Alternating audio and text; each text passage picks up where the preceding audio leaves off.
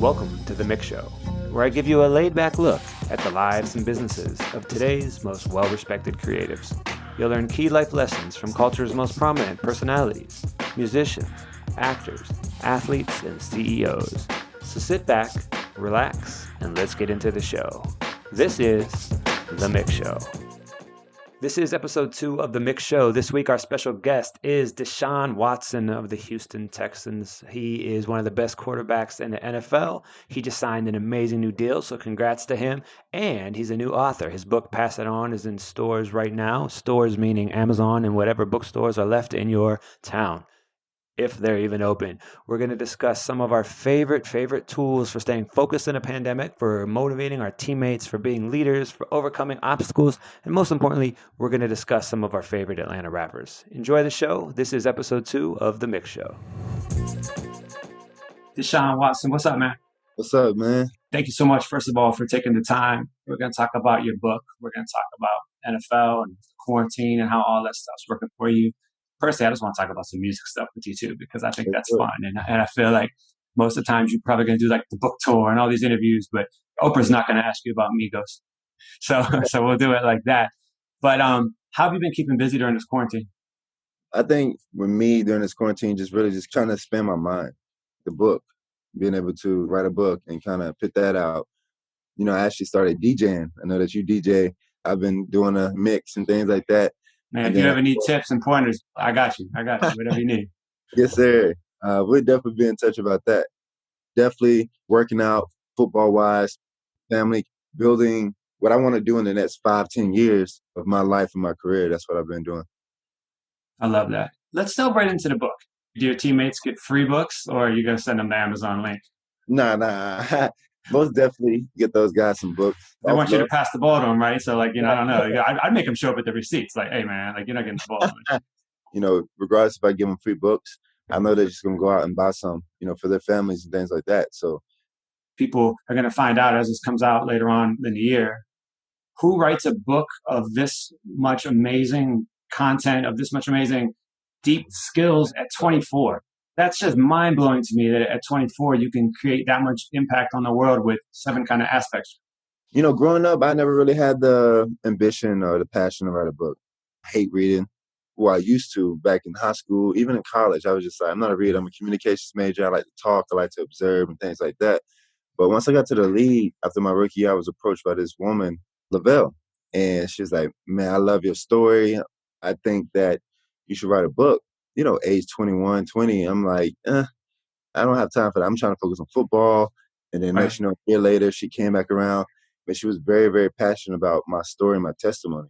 And I really listened to her. And it was just a perfect feel. It was just like, let me just be able to express everything that I went through growing up, good and bad, for people to be able to get something out of it and change their life and help them, be successful. And is that how you came up with the 7 concepts within the book? Yeah, that was how those 7 key points came about. Just different things that I've experienced throughout life at different levels of my journey and my age. Like you said, I'm only 24 and I've seen and experienced so much, and I have so much more to learn and grow from. So, I sat down with my mom and my team and just kind of figured those things out. But those are the points that I really live by and that I've experienced throughout life. Which of those 7 resonated most with your mom? Did she gravitate towards one?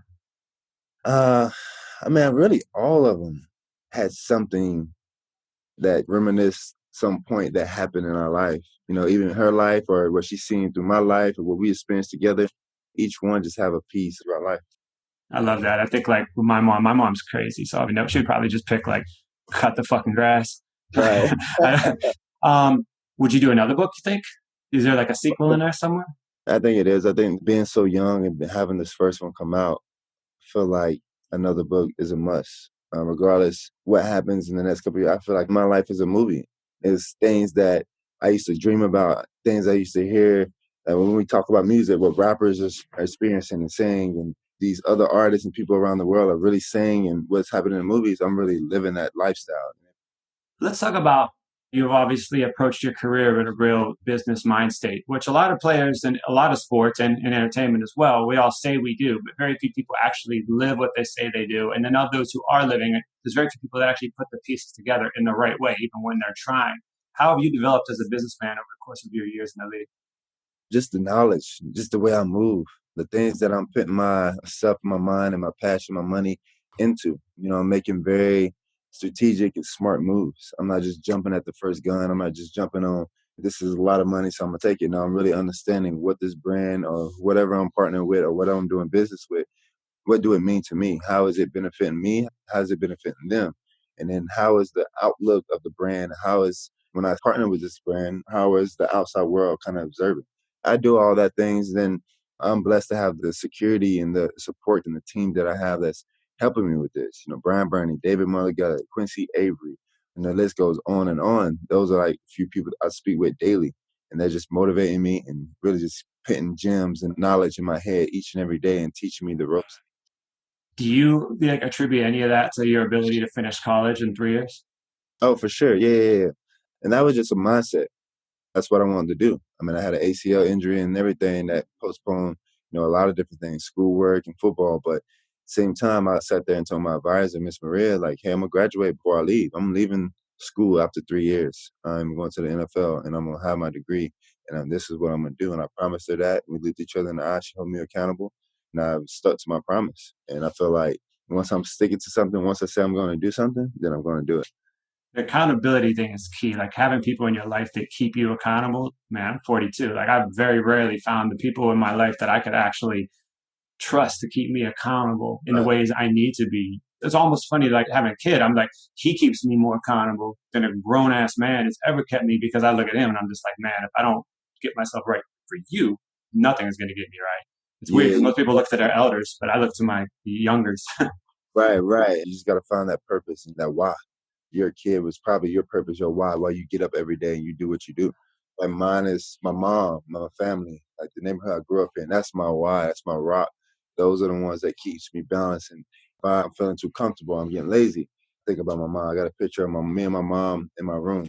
I'm sitting in bed like, I got to get up. I got to do it for her. She's not gonna want me to sit here and be lazy and chill and sit my feet up. You got to go to the next, whatever is next. You got to take it to a new level. I'm a big Stoic philosophy person. Like The Obstacles Away is one of my favorite books. There's a whole like mindset of turning obstacles into opportunities and turning negatives into positives is and all of that. Have you found that that's been like a positive mind shift, keeping yourself through this entire journey when these things have happened? Most definitely. And because I have two ACL injuries. I had one my freshman year in college and my rookie year in the NFL, which is ironic how I had it both first years. And both of them was, I started off the season, I became a starter, I started breaking all these records, everyone has hyped me up, and then boom, ACLs in the middle of both years. Wow. And man, this is crazy. Why is it happening? I'm, a big spiritual person. I feel like, God has put me in this position to just, hey, see the bright lights, see what I'm about to do to you. Then, hey, boom, I'm going to slow you down a little bit. I'm going to give you some games, some knowledge. I'm going to let you refocus. I'm going to let you get the surroundings of people who's with you, who's not with you. And I'm going to turn this negative into a great positive. And then each time that happened, same with college with the two national championships, I feel like that negativity, that negative experience, adversity, turned into a positive. Yes, I remember growing up listening to Biggie, and he said I went from a negative to a positive, and it's still all good. And I was like, as a kid, I was just like, well, I doubt Biggie was sitting there reading The Obstacles Way on Fulton Ave. I live in Brooklyn. Biggie like grew up like 12 houses down from where I live right now, so I'm just like, I walk by his stoop every day. I can't Right. imagine that he sat there reading that book, but it's funny. He might have been like the original Stoic, at least in Brooklyn. How are you making your teammates better while still empowering them to be themselves? I mean, that's the biggest thing. Just be yourself. I'm gonna hold you accountable. I want you to hold me accountable. And just because I'm a quarterback and things like that doesn't mean that you can't hold me accountable. So I want you to just be yourself because I'm gonna be myself around you. Being yourself is the reason why you're in this position today. And so we just keep that same energy and that same love and support. And we just bond that way and build that chemistry and that connection. Then those guys are just loose and just go out there and do what they do. Let's say you get on the bus with your teammate and they say something that pisses you off. Like, do you ever like when you like the game's on the line, you got to throw that ball. You're like, man, this motherfucker. Like, Honestly, man, you can ask anybody that has played with me, that's with me now, been on my team in the league, in the college, high school. I've never had any type of beef or any type of thing with none of my teammates, none of my players. Now we probably had some arguments and we went back and forth, but we're gonna settle that right there. We're not gonna beef outside the locker room, regardless of what it is. I'm here for a reason. You here for a reason. We trying to get to the goal. But nah, I've never really experienced that, which is That's crazy. cool. Maybe it speaks volumes to how you are as a leader too, that's how it goes. I'm just chill, man. I get along with everyone. I want everyone to be successful. I don't have no hate, regardless if you're on my team or if we're competing against each other. I just stay in my own lane and I just do what I do. I talked to my homie Bryce Butler, who's a free agent. Hopefully, he gets picked up. And I told him I was interviewing you, and he was like, "Man, he's just one of the nicest guys." He's like, "It was really cool to like see like when you speak to anybody's peer or anybody's like colleague or anybody, and especially in the world that you're in, for that to be like the first reaction of what somebody says. It's just like your reputation as being an outstanding human comes up first, not way before how far you could throw the ball and all this stuff." It's probably a lot of people have that in the press kit, but I doubt that a lot of people truly live it. So that's really cool. I appreciate Bryce saying that, and I think he's a great ass receiver. He should be on Yeah. somebody's team. He can give me a call. We pick him up at Houston. Yeah, Excellent. I just feel like my mom always said, "Be a great human being." And when I got to Clemson, that's the first commandment that's when it be a great citizen, be a great person. And that's just me. That's in my soul. That's in my DNA. That's how I was raised. The football is going to take care of itself. I'm going to be a competitor. I'm going to, talk shit and, go back and forth with people on the field. But what is happening outside? I don't want the reputation where someone that never ever met me, they're talking bad about me. They saying Right. that it's not like, nah, I don't like that. And I don't never want that on my name. I want to have a clean, good name where whoever I run into, I'm gonna show love and respect, and they're gonna do the same thing, and we're just gonna keep it pushing from there. I love that. I'm trying to think of a way to uniquely tie that into a conversation about hip hop. There's no way I can draw that from A to B. So we're just gonna move on. I try to like keep it like connecting the dots, but we're just gonna like switch it up. Why not? It's like when I'm DJing. Sometimes when you DJ, everything mixes fine. Sometimes I just stop the song, make people stand up there, look at me like, "What's coming next?" and then just completely change. That's what this is. I should put an air horn in the Zoom. So, growing up in Georgia on the outskirts of Atlanta, especially the area, you came up in with the Atlanta stuff really starting on the commercial level. So that was really probably right when you started coming of age to music, I would imagine like 8, 9, 10, 11. What was the first, I guess you would have still had CDs back then, right? Yeah, I mean, I used to listen to Ti. He was my ringtone. Shawty Low, OJ the Juice Man, Rich Kids. Like that was my like very very young age music. And what would you remember what your first recollection of just acknowledging hip hop was? I would probably say high school to college, where I really like. Okay, I really love music. I like music. I'm listening to the lyrics. Back then, I listened to it, but it was just a vibe. Like, I don't know what half Right, the saying means. right. Probably good. Once I got a little older in high school and college, and even now, I'm really listening to the lyrics and what people are trying to say and things like that. Yeah. It's interesting, especially when you think about Atlanta hip hop, because growing up loving New York hip hop, it was always like lyrics, lyrics, lyrics, and everyone was talking about, outside of like the obvious examples of like Outkast and Goody Mob and people that were known for being like super lyrical. Like Atlanta didn't really get that lyrical credibility during that time. But then when you look at now, some of the biggest leaders as far as like outside of hip hop that have come from hip hop in politics and in social causes, like T.I. is amazing at it. Killer Right. Mike could fucking be the president one day. I mean, I've never seen a rapper outside of Jay-Z that's known more presidents. I mean, that dude was Bernie's like right hand man, and like, and what an amazing second act for him. Like when you were growing up, like he had an album, and now he comes back. Everybody covers what he's doing. He could literally have a political career until he's 100 now, coming from hip hop, doing it his way. It's really cool, and I wonder if that's the upbringing in Atlanta as well, and the gumbo and the melting pot of cultures and pressures and influences. Most definitely, I think that's where it comes from. And I grew up more on the suburbs and the outskirts of Atlanta, so I never really experienced, life downtown, Zone 6, Zone 3, like all those areas. But from what I've experienced and hear from interviews and the way people talk, the way people rap, they all have some type of feel and love and support from the older generation, that's transferred down. And it's a new modern day, it's a new swag to it, but it's all kind of similar. That's what surprised me when Future came out. And then everybody realized he was like a descendant of like the Dungeon family. And then like, oh, Oh, you could kind yeah. of see that. Like, and then they said he was always the dude absorbing it in the studio, like hanging out when he was like a kid. I love that stuff, man. Future of that rats on rats on rats when he said that verse and that line, and then he came out with Dirty Sprite, and then Streets Calling and all that stuff. And all those was like mixtapes, but he was like that middle point where he's like the young guy changing the game, changing the way. What new artists do you listen to? Anybody Uh, that just caught your ear? yeah, of course I listen to Lil TJ. His name 2K Baby. Okay. He's very, very good. He's hard. Baby J is a guy named Lil J, so icy. I mean, it's a lot of littles. And of course, the mainstream guys, Lil Baby, Thug, Gunna, The Baby. I mean, Lil Uzi, all those guys. But like those, like the undercover, like no one really heard about. It's funny with just hearing you repeat those all in a row because if there was a podcast mute and we took out the word little and young and baby, your entire paragraph would have been blank. Right. It would have just been like, what? That's kind of awesome. You said you're DJing a little? Yeah, I DJ, here and there, just kind of as a hobby, something to do.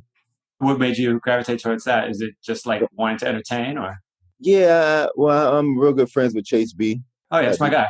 Yeah, so Chase. Yeah, Chase grew up listening to my mixtapes. That's really funny. Like I met him and he started like breaking down weird mixtapes I made. And like he's one of my favorite DJs on the planet. He's crazy. So I've been doing, a little lessons with him a little bit, just chopping it up. I've been going to this DJ lessons class, and I was just like, quarantine. I was like, man, I love music. I should just DJ. Let me get a set. And I was on YouTube watching these DJ things. I'm like, I'm just about to order me a DJ turntable, and I'm just about to go. Got me a new laptop, and I just started doing it for a little bit, and it's fun. It's real good. Did you hear the story about like how they have like DJs in the NBA bubble, but like they're not communicating to the players? And like Dwight Howard showed up to like a party like by himself. they had like a pool party, and he was like the only one there. He was like super social distance. Just could you just imagine Dwight Howard of all people just like standing in the middle of like a pool, just like with no it's kind of crazy. But what really inspired me though, I was actually at Pro Bowl and Von Miller was DJing. Oh, really? Okay. He actually DJed a club, and I went with him. Me and him were real close, and I was like, man, like this is dope. And I was sitting there watching him, and he was telling me a couple of things. And I'm like, nah, this is what I want to do too as a hobby. This is real, real fun. So he really inspired me to do it. He don't even know that. I never told him that. That's just me. We'll send him this when this comes out. Before we finish up, I want to go back to a couple more like serious questions. Obviously, this year has been a transformative year. It's probably the weirdest year of your life. It's definitely the weirdest year of my life as far as everything that's going on with like, I mean, every month there's a new world implosion and we're only halfway through. But like, especially now with the focus on race in America and everything that's happening, like as a quarterback, it's weird to say it, but it seems like historically it's been like a white position in the NFL. It's like it seems like that's where the media is always drawing their attention to. And I always thought it was interesting. You always hear about, well, he's a black quarterback. It's just like they always had like qualify it because it was such a rare thing. And they never said it's a black running back. But when it was a quarterback, they always said it. And hopefully we get to the point in society where it's just awesome quarterbacks. And I feel like that's happening. Have you noticed, is there any connotation between what's going on in the world right now and like the civil unrest? Have you ever dealt with any issues as a black quarterback? Of course. You feel like a white quarterback wouldn't have had to deal with? For sure. Yeah, I've dealt with things, off the field and on the field. And my year 2 in the NFL where we're in Tennessee playing against the Titans. And there was one situation where I held the ball too long at the end and kind of threw it and we fell short. We lost by 3 points. And this superintendent in a community that I'm playing ball in Houston, said some crazy stuff, said some racist things. Wow. Yeah, I should be read the article, but it was something like, that's the reason why we don't have black quarterbacks. Wow. They still have their job? No, I think he got the boot quit. But at the same time, like I've experienced a couple of things like that, but I've always stayed focused, and I feel like the black quarterback community have came together and made sure we stay focused also. But I feel like even before this year, 2020 happened, like last year, 2019, I mean, the top 5, top 6 quarterbacks was all black. Patrick Mahomes, Russell Wilson, me, Lamar Jackson. Well, actually, the top 4, yeah. And then you have, of course, Drew Brees, Tom Brady. But, yeah, I mean, things are changing and things are going in the right direction. And I feel like the inner people, as far as, like, the players, gets it. But I don't want to say anything crazy, but the outside world is still kind of on that wave a little bit. So I feel like they're changing in the right direction. Yeah, I hope so. I mean, it seems like it is. Like eventually, like I hope people just get to the point where that kind of really bothers me. What you said about how that person would actually blame that. That's just like actually my homeboy sent me it the other day. He was like, "Don't forget this." We were talking about some social justice stuff, and he sent it to me, the link on my IG. And my best friend, he was like, "Remember this, never forget it." And that just kind of reminds me, like, okay, yeah, like never get too comfortable in the position that you're in. Remember, you still is black. Some people still feel this type of way about you, regardless of they smile in your face or not. Always remember that and remember what they said about you. My son is black. And so like, when he walks around the block with me, he looks like a tan white kid walking with his white dad. But like if he's walking around the block by himself, he could have a drastically different experience, right? Growing up as a white guy in hip hop culture, I'm biased towards like how the world should be and how the world looks like as far as like everybody getting along and everybody talking and everybody like, and then when I had my son and I started noticing occasional little things that pop up in his life that I don't experience through my friends and through my peers and my core group, I'm just like, man, 2020 has been an eye opener for me to see all the crazy stuff we've seen this year. I'm like, man, I need to do more work and I need to get out there and tell more people and just do more things on my end because like, I don't want him, he's about to be 5. I don't want him growing up in a world like that. Right, And so hopefully by the time he's your age, hopefully he has a book and all these great things. The last thing I wanted to say that actually, we could wrap it. I loved how you responded to the Madden news, like a laughing emoji or like that. To me was just perfect response, man. Right. I don't feel a lot of people, they would have just clapped back, but you're just like, joy. Perfect response, man. You're just like, joy. Yeah, I've never even met a Madden Raider or whatever they call themselves. I know what I can do. I know the players, people around the league was even saying the same thing. I was too low, and I just kind of laughed because even my rookie, of course, the rookie one, I never played a stop in the league. In my year 2, I come back from ACL, make the Pro Bowl. It's still, in the 80s, which is reasonable. And then last year, like, top 4 quarterback in the league, dang, like, I'm 86, you know what I'm saying? Like, what? I'm basically the same as the year before in my rookie year. So, like, it is what it is. I don't even, I'd be playing FIFA. I'm actually playing FIFA, before I got I see. I don't even really playing Madden like that. I'd be on that FIFA. I've hung out a few times with Ronnie 2K when he talks to the amount of NBA players that hit him daily, I'm sure, for their ratings and all that stuff. Right. It's just crazy. Man, if I was that arbitrator of these video games, I'd have like 4 Bentleys. I'd have like 2 jets. I mean, like, what, you want to be a 99? Like, what? Cool, man. Well, thank you so much for taking the time. I know you got a busy schedule with everything going on. The book is called Pass It On. It's going to be out soon, right? Yes, sir. It should be out September 8th. And then on my birthday is September 14th. I love it. Was it originally supposed to come out like earlier before the whole virus thing and it got pushed back? I think it was kind of, but I think we kind of wanted to wait too. Make sure, because I'm a perfectionist. I just feel like perfect time would be around my birthday and the start of the season, things like that. No, I love it. I mean, what better birthday present to yourself? I mean, you're probably at a point now where you could have anything you want, but to have the book come out as your birthday present and to be able to give, I mean, just from talking for this last hour and knowing what I know, like the idea of giving people something to make their lives better is like probably the best birthday present you could give yourself, right? Oh, yeah. Yes, sir. It is. It is. So, well, I love that. Pass it on. It's going to be in stores soon. Good luck with the season. Stay safe. Wear a mask. You guys going to wear masks under your mask? Like, how's that all going to work? So we just still trying to figure that out. Well, hopefully they have a vaccine. Well, hopefully by next year, right? Deshaun, thanks, bro. Really appreciate it. And we will make sure we link up to all your amazing stuff so people can get the book. And appreciate you, man. Thank you so much. I appreciate that. Yes, sir. Cool.